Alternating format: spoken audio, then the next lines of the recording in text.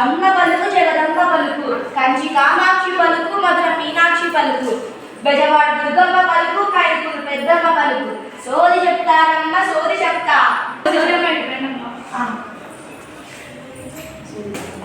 సోది చెప్తామ్మా. అమ్మ పలుకు జగదంబ పలుకు, నీ మనసులో ఎనలేని బాగుండాలే తల్లి, అది నీ చేతుల్లో స్పష్టంగా కనపడుతున్నాదే తల్లి. చెప్పుకోవే తల్లి నీ బాధని. పిల్లలకు చదువు బాగా రావటం లేదమ్మా, దీనికి ఏదో ఒక పరిష్కార మార్గం చూపించండి.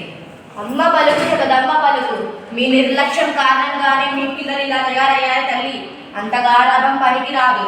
బడికి వెళ్ళగని పిల్లలు మానం చేస్తే సరే అనకే తల్లి. బడి నుండి ఆరోగ్యం బాగాలేదని పిల్లలకు కబురు వస్తే నువ్వు ఎగురుకుంటూ కంగారుగా వెళ్ళకే తల్లి.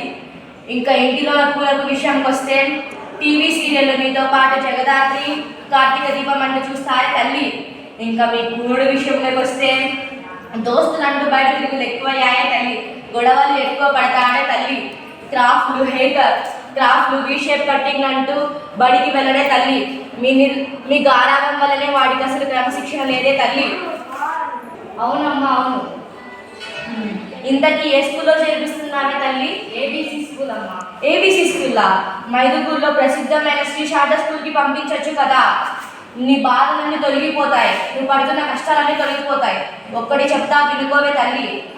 తల్లిదండ్రులు శ్రీ శారద బడి వరకు నడిపిస్తే చాలు, శ్రీ శారద వాళ్ళ జీవితాన్ని అంతా నడిపిస్తుంది తల్లి. సరే అమ్మా, ఇదిగో అమ్మా మీ దక్షిణ. వెళ్ళొస్తానే తల్లి. సోది చెప్తానమ్మా సోది చెప్తా. ఇప్పటి నుండి మా పిల్లలనే కాక మా బంధువు పిల్లలని కూడా శ్రీ శారదాలోనే చేరమని చెబుతాను.